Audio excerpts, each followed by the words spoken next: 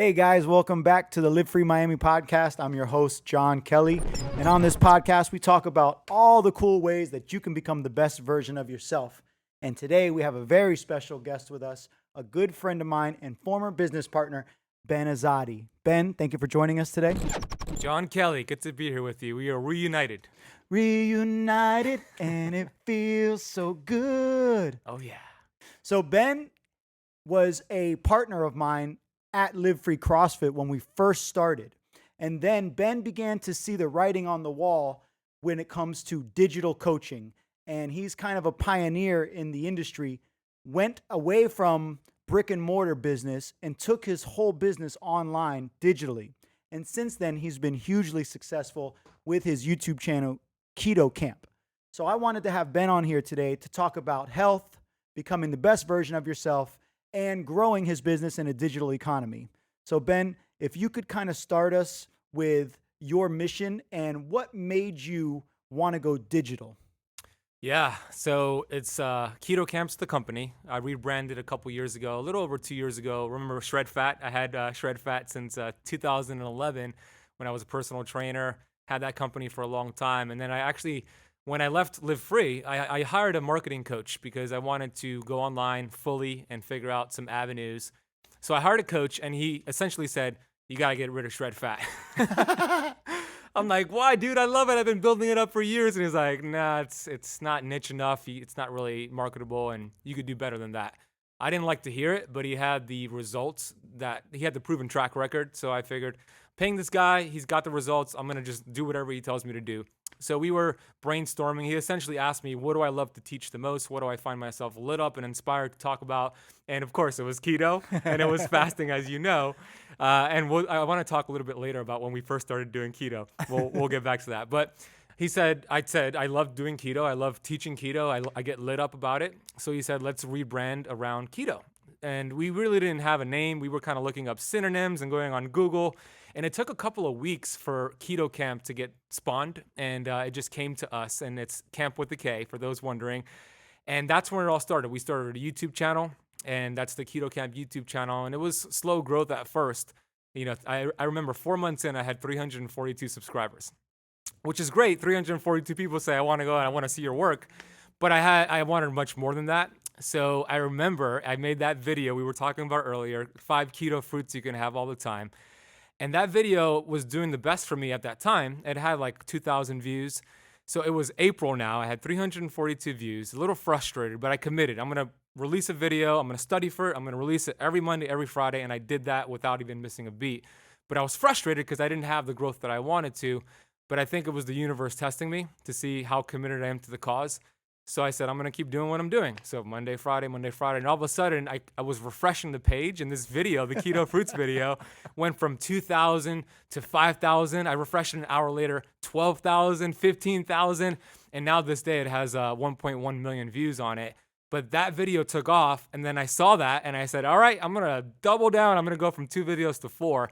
So that took off. And then I used YouTube as a avenue, if you will, to take people off of YouTube with the free guide onto other platforms. And then I started my Keto Kamp membership. So I have 2 online programs. I have what's called my Keto Kamp Academy, which is a deep, comprehensive, step-by-step system teaching keto and fasting and sleep and performance and just everything that I've learned, plus group health coaching, which is $97 a month. And then I have my just Keto Kamp membership, which is just teaching people to get into ketosis safely, which is $5 a month. So right now I have 570 something members combined with both those programs. They're investing in their health, and our mission is to educate and to inspire 1 billion people, to get this information, to wake them up. As you know, John, so many people are sick, they're broken, and the truth is there's no pill, there's no surgery, there's no supplement that could replace what we already have within us, this innate intelligence. And what we do is and I'm saying you and I, John, we teach the masses to identify the interference, remove it, and let the body heal. So that's the mission at Keto Kamp. Wow, that's a lot to unpack. As you were going, I was like, question. And it's really inspiring to see when something like that you actually care about and you found through looking at your values and saying, what is the most important thing to me? Well, you know what's important to me? Helping people get healthy. What else is important to me? Making money. What else is important to me? Having control of my time. And how can I leverage all of those things? And you're no YouTube savant. You're not somebody who grew up making videos and editing and all of those things. You didn't go to school for it. You just said, I'm going to do it. And you found a way to do it. And I think what people underestimate is the ability of commitment and consistency.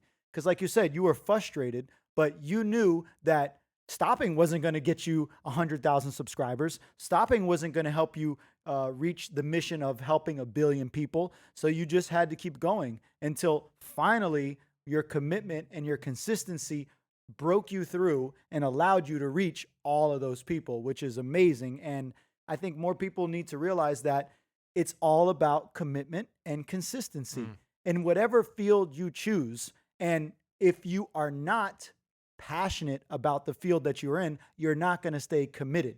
So really it goes back to what your coach did for you, which is he said, hey man, what are you passionate about? Okay, how do we leverage that? And having a coach is so important. As soon as you said you had a coach, it made me think about how many people neglect having a coach. Everybody needs a coach. Even the most successful people in the world have coaches. And you know, it's one of those things that you think you can do it on your own, but you need accountability. How did having a coach, investing in a coach, which might seem like it's an expense in the beginning, what kind of return did you see in investing in a coach, not just financially, but also emotionally and motivationally? How did that help you? Oh, such an important question. First of all, you're right. People are interested in their goals, they're not committed. And that's huge because you got to be committed, meaning when life punches you in the face, if you're committed, it doesn't matter how many punches you're taking. Of course, you want to realize, you want to understand why you're getting those punches and pivot, exactly, but you don't want to keep taking them and you don't want to quit. And I was committed. I threw my hat over the fence and I said, I'm going to get the message out there. And the universe will test you. It'll test how committed you are to the cause. It did for me. So hiring a coach was major for me. You know, I didn't really want to spend the money. I wanted to invest in other things like Facebook ads and maybe a video editor. But I knew, and my coach, by the way, was Sean Croxton. Yeah, you know Sean, right? Yeah. Underground Wellness, and he has podcasts, several podcasts. It's a good coach to have. He's done it already. He's done it already. And it's funny because the reason I reached out to Sean, I was watching a Bob Proctor seminar that I purchased online, and Bob would repeat this over and over and over. I've heard him say it all the time, but he said in the seminar, find somebody who has the results you want and pay them to teach you how to get those results. And I heard that several times, but this time it clicked with me, and I thought about Sean Croxton, so I emailed him and we set up calls. But if you want to go fast, go alone. If you want to go far, go with the team. Nice. So I hired a coach. He taught me, and it's funny. He said, Ben, what would make this coaching relationship a success for you? I said, well, I would like to double my email list, and that would be successful. At that time, I had like 2,100 people on my email list, right? And he said, okay, we could do that. So fast forward to today, which is a little 2 years after that, I have gotten about 46,000 people on the email list, which is a lot more than what I even wanted. 24x. 24x, that's good math. You've always been a math whiz. Yeah. I'm always getting the calculator. No, Ben, put the calculator away. Right. I mean, it's so important to have, because you take decades and you turn decades into days when you have a coach. You get to not make the mistakes that they made. They get to teach you and say, no, don't go down that road. Don't go down that direction. Go down here. I've been there. It doesn't work. And if you put your faith into somebody, and you should, if they have the results you want, then you'll get the results that they have. And I think it's so important. Yeah. Standing on the shoulders of giants, right? Yep. And that's why it's important to read. I have a lot of friends that I'll say, oh, you guys got to read this book. And they'll say, I don't read. I listen to books, which is okay. Listening to books is good too. Yeah.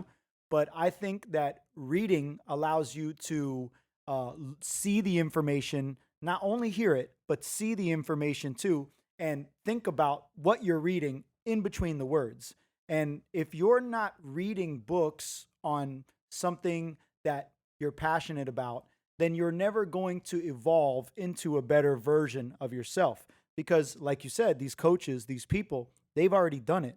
So when people come to me in the gym and they say, hey, John, I need to build muscle. Well, I've done that for 20 years. I can teach you exactly how to do that. But if they come into the gym and they say, John, I want to learn how to edit videos, I don't know how to do that. So I would send them to a coach that knows how to do those things. And if more people were invested in becoming a better version of themselves, things like the pandemic, things like losing your job wouldn't hurt as much. You'd be shaking, moving, bobbing, and you'd be growing something on the side so that if something happens, like where me and you split from our business, which at first seemed like a hard thing and we had some resentment towards each other, but it actually was what we needed to do in order to grow. When you work on improving yourself, you can turn obstacles into opportunities. And I think one of the biggest things about life, and I use this line today, which you taught me, is it's not about the setback, it's about the get back. And so many people look at life and they think that they've had a setback and that it's going to ruin their life. When really, if you think about just figuring out a way to keep going, like Rocky always says, you got to keep punching. You know, life is going to throw things at you. Your father passed away. My mother passed away. We split our businesses. COVID came. Life is going to throw things at you. But if you keep on punching and you keep on evolving and you keep on reading and you hire a coach and you invest in yourself, you're always going to be successful no matter what you do. Because life is not about making money. Money comes from improving yourself. If you want to improve your life, you improve yourself. Life is about bringing value to other people. And when you bring value to other people, money will flow to you. So I wanted you to kind of go into what Keto Kamp really is and how do you bring value to listeners. And first of all, I know not everybody is familiar with what keto is, so maybe you can kind of elaborate on that a little bit too. Yeah, I saw your post about your mom, and I wanted to. We'll talk offline about that. But I'm thinking about you. And Thank you. Yeah, much love to you. Yeah, so ketosis is not technically a diet. Keto is not a diet. It's a metabolic process. It's been around since humans have existed. All of our ancestors did keto because their environment forced them into ketosis. Every single one of them. But then when they found some berries, they found some tubers, they found some carbs, they got out of ketosis. So I love keto, but I don't think we should be keto all the time like a lot of keto people teach, which is surprising to a lot of people who come to my work because they see Keto Kamp and they think that I'm all about ketosis, which I am because it's a powerful tool, but it's not the only tool. It's a tool to reset the hormones, help them your cells burn fat instead of sugar. Because when you look at the body from a cellular lens, we have 70 trillion cells in the body. Well, they could only choose two sources of fuel. Either it's burning glucose, sugar, or burning fat and producing ketones. That's it. But when we're stuck as sugar burners, when the cells are producing glucose and burning glucose, it's a toxic fuel source to be stuck as a sugar burner. And I compare that to a Mack truck, right? That's speeding through I-95 here with all this smoke coming out of the exhaust pipe. It's not going to be healthy for the surrounding environment. When your cells are producing sugar, it's not going to be healthy for your cellular environment. So I use keto, clean keto, to teach the hormones and the cells to switch to a fat ketone source, which is much cleaner. Less byproducts are produced. I compare that to like a Tesla, like William Weinrub's Tesla cruising through Good the analogy. highway. Thank you. And much cleaner for the environment, much cleaner for your cellular environment. So that's the way that I teach it. And you could do that, of course, by dropping your carbs. You don't have to eat a whole bunch of bacon and fat. That's a misconception. You just got to drop your carbs low enough so your body could tap into its own fat stores and your liver produces ketones, which is such a healing tool that we have. And then we start doing keto flexing, which I'm writing a book about that, by the way. So Keto Kamp, as you mentioned, I lost my dad back in 2013 or 2014, but he got the conditions back in 2013. You remember me going back and forth visiting my dad at the hospice, and it was one of the most difficult times that I had in my life. He was there for 9 months, and every time his body was just shrinking before my eyes, and he ended up dying from a disease, type 2 diabetes, that is preventable and reversible. It's a lifestyle disease that's treated with medication, and even to this day, 2021, you go on the American Diabetes Association website, and the same information they recommend is the same information that causes the diabetes. The same food that's fed to cancer patients that are going through chemo is the same food that causes the cancer. So it's the exact opposite of what the mainstream media talks about. It's the exact opposite of what the government recommends. It's that 180 approach, and that's what we teach at Keto Kamp. You teach something very similar as well. So when my dad went through that, I was devastated. I was treating health like a hobby, and then I turned that hobby into an actual purpose. And now to this day, I understand that I could have saved my dad's life. I could have applied this information to him. He would be here today. But I also know that I was given that mountain so I could show the world that this mountain can be moved. So the mission at Keto Kamp is to scream from the rafters to let everybody know you could heal. Don't eat this. Don't eat this instead. Get some sleep. Do your workouts. Here are the fundamentals of health. So we teach it through YouTube. We teach it through our podcast, which has grown as well, through our online programs and through books. Just as any way that we could get it out there, we're going to get out there, like a conversation like this as well. Yeah, for sure. And when you say that people need to lower their carb intake, are carbs necessary for survival? They're not. So glucose is necessary for survival. However, we don't have to eat it in the form of carbs. The body can manufacture glucose from the backbone of fat and protein. So they're not necessary for survival. When you look at the body, the cells, which have a lipid bilayer around the cell membrane, is made up of protein, saturated fat, and cholesterol. So the body loves fat.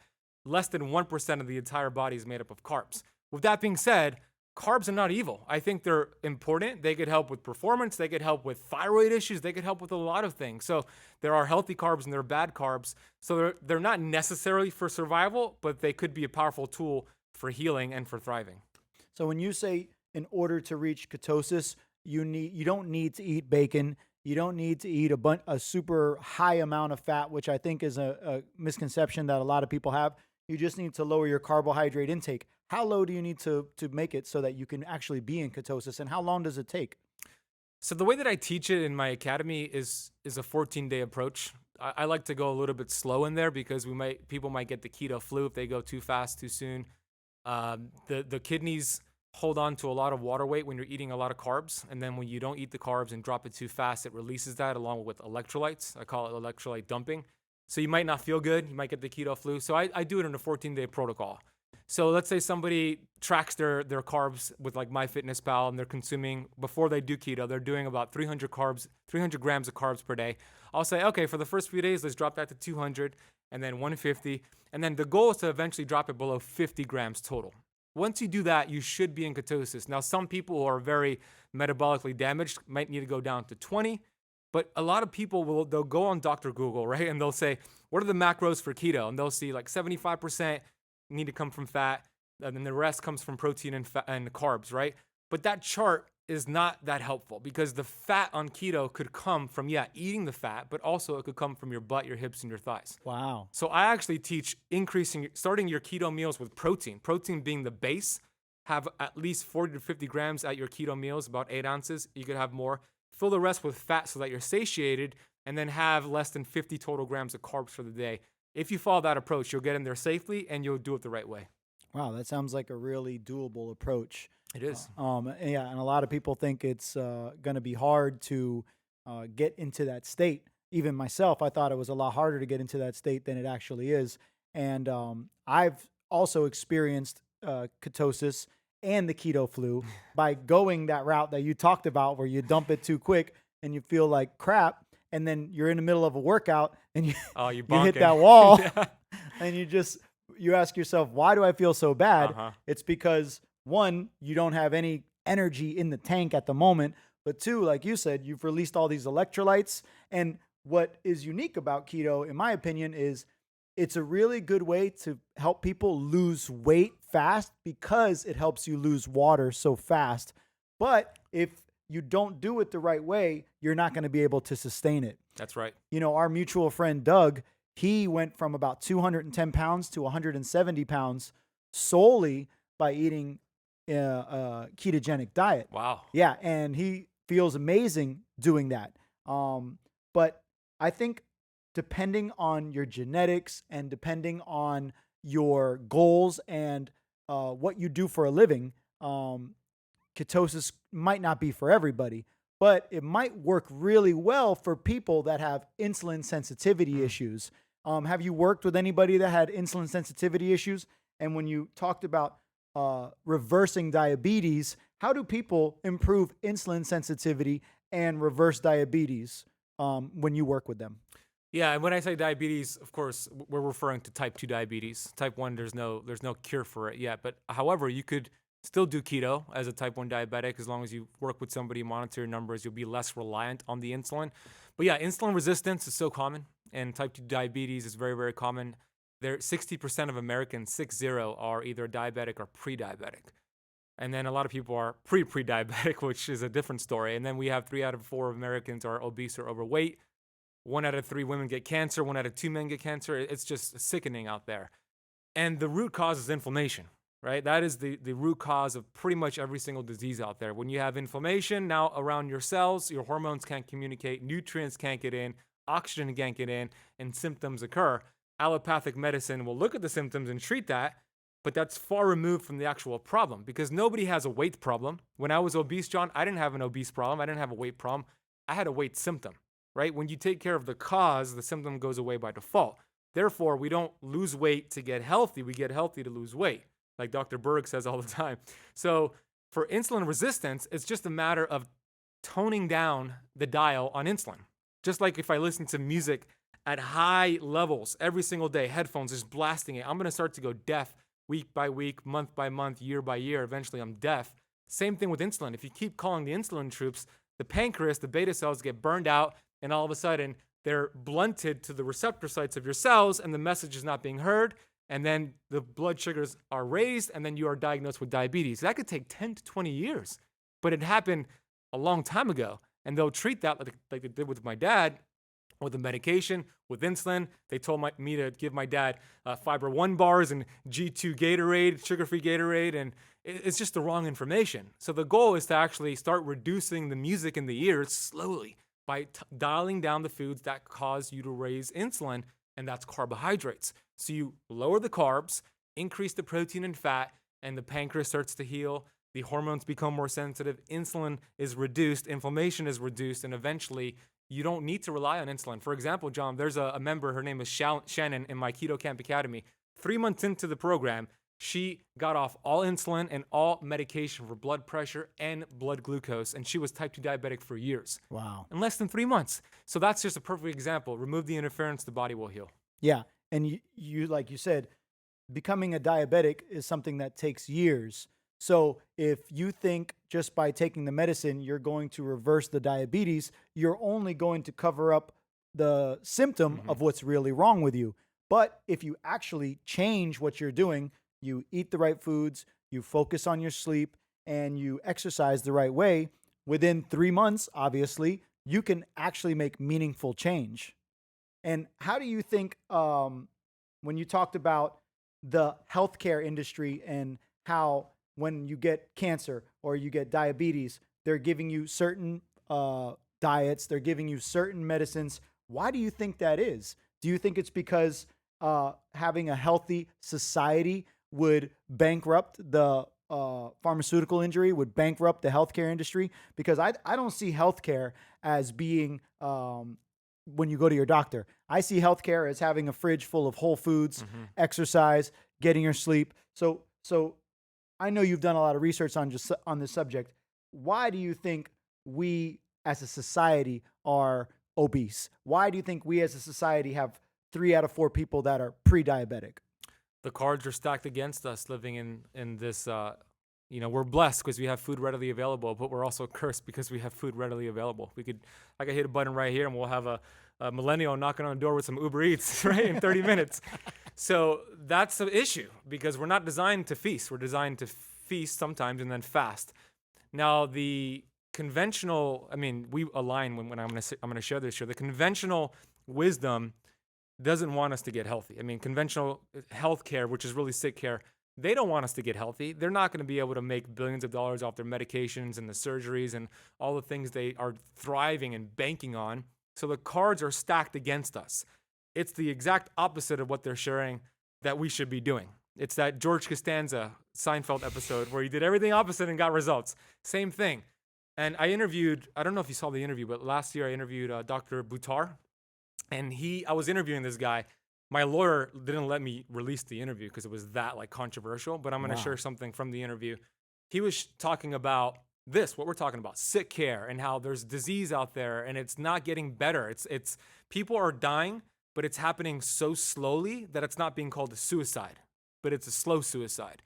yes, they might extend your life, but what good is that if you're in a wheelchair and you can't thrive, right? We want longevity, but we also want health span and lifespan. There you go. I was just about to say health span. Yeah, exactly. That's the word I was looking for. Yeah. So Dr. Buttar, he was sharing about like silver fillings and the mercury in there, pesticides and herbicides and the food and the stuff in our water.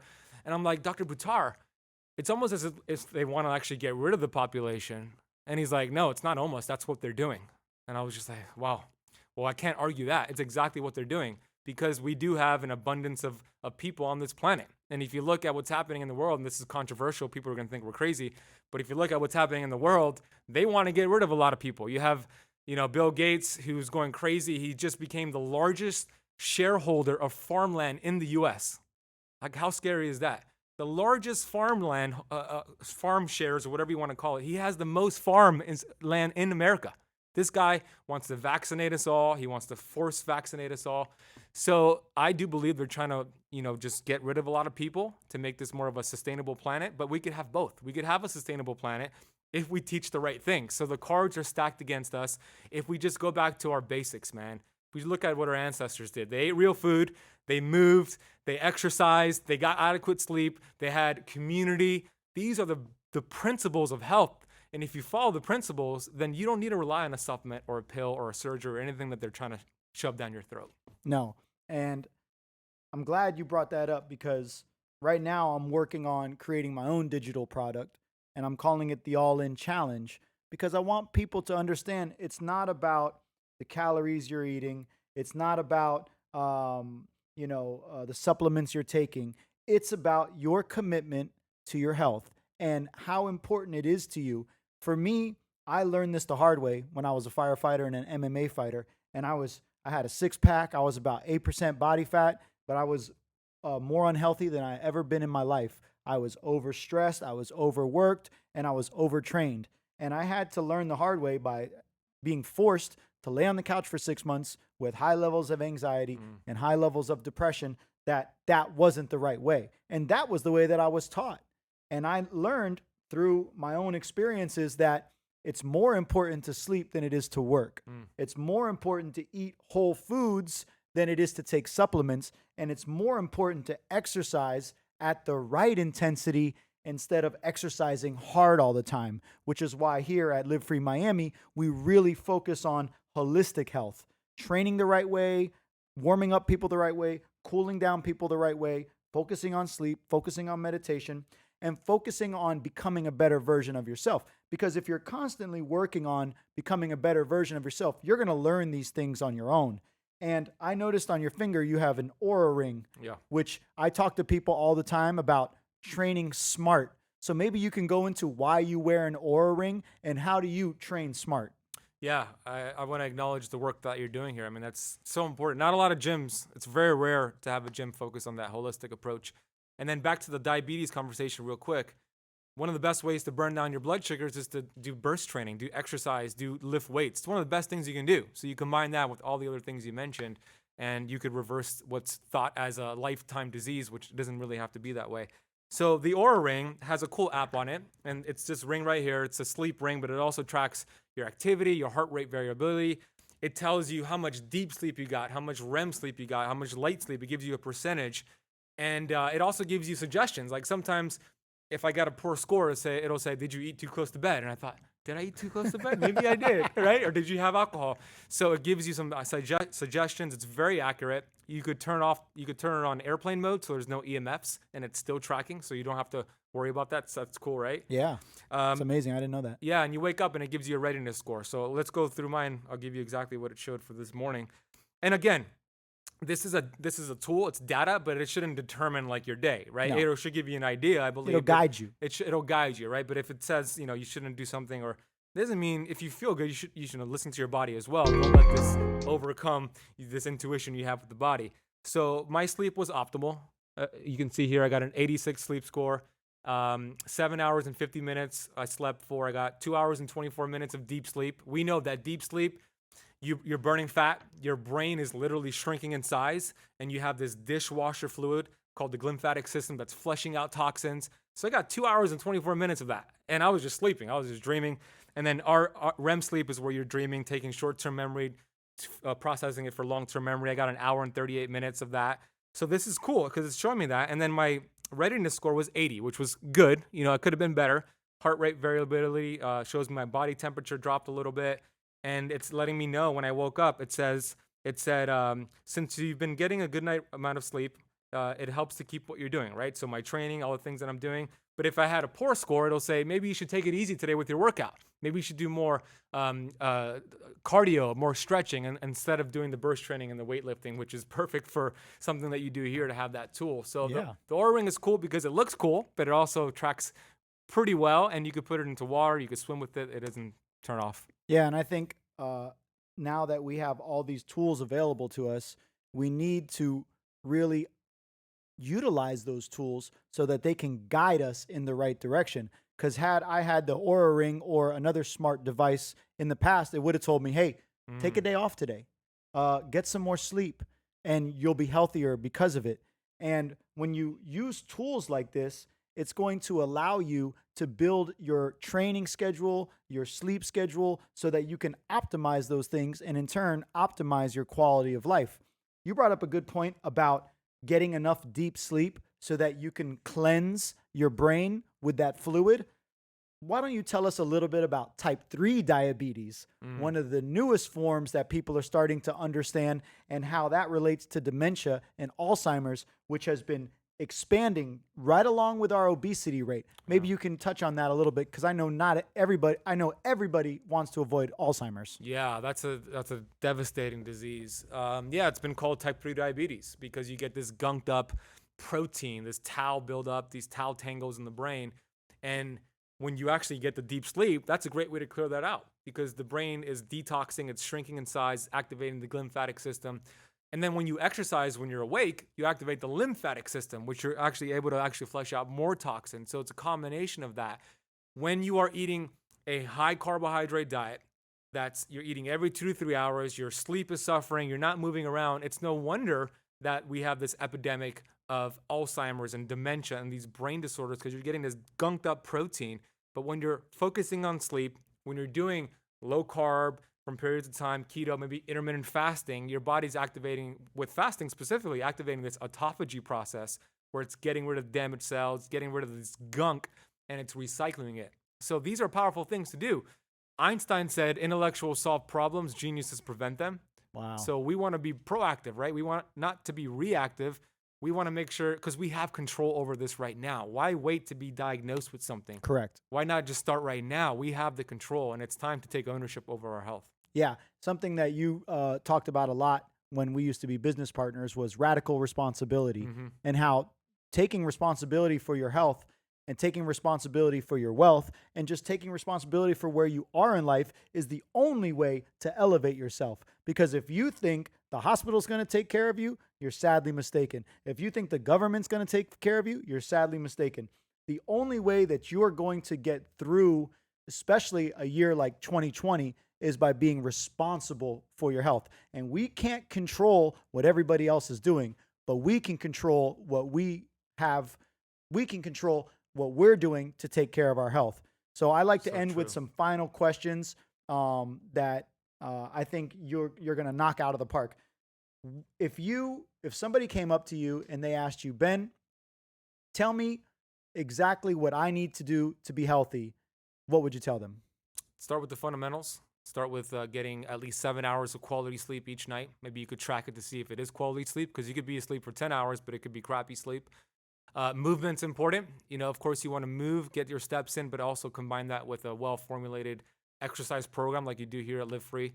And then master your stress, because I think you got to exercise before you exercise. Nice. So with these negative thoughts, I believe that you get what you feed energy to. And if you feed energy to negative self-limiting thoughts, you can't heal a body that has hate. You can't heal a body that hates itself. So self-love. You know, I've done a lot of self-love work, looking in the mirror, telling myself I love myself. I say it in my head all day long. I love myself. I love myself.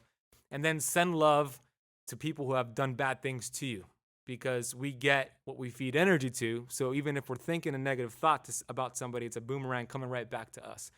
So build a strong foundation with what I just mentioned there. And then you could start adding the keto, the healthy keto, the intermittent fasting, and doing different supplements and whatever you want to do. But it's the foundation that needs to be built first. Nice.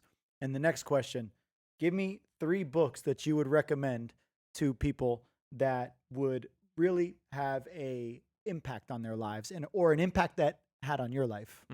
The Power of the Subconscious Mind by Joseph Murphy really helps you understand this fickle beast we have here. That's the subconscious mind that's really in control. 95%, right? 95%. 60,000 thoughts a day, and most of those thoughts are this on autopilot.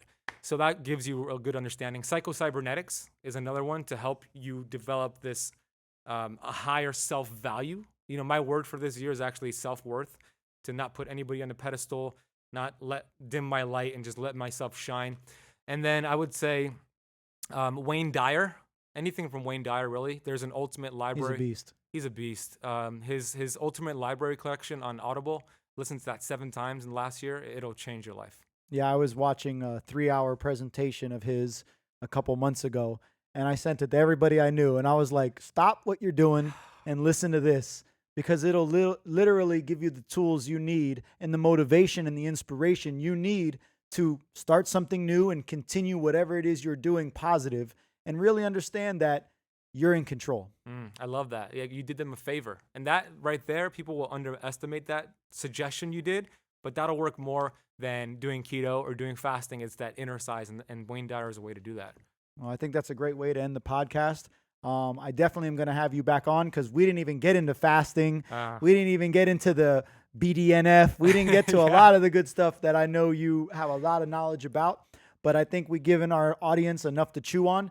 You can find Ben at Keto Kamp, correct? Instagram? The YouTube? Ben Azadi Instagram. The Ben Azadi? Ben Azadi. Keto Kamp on YouTube and the Keto Kamp podcast. All right, awesome. And then you also have online coaching programs too. Yeah, I have online coaching programs. So if you just go to my website, benazadi.com, you can see that. All right, perfect. So if you guys want to take this coaching to the next level and really learn what Ben has to offer, which I can tell you from firsthand experience is amazing information, go to ketokamp.com, go to the YouTube page, Keto Kamp, check out his videos, follow him on Instagram, and hopefully he can be on the show again. I would love to, John. Thank you. This has been fun. All right, guys, take it easy. Thanks, Ben. Thank you, brother. That was great.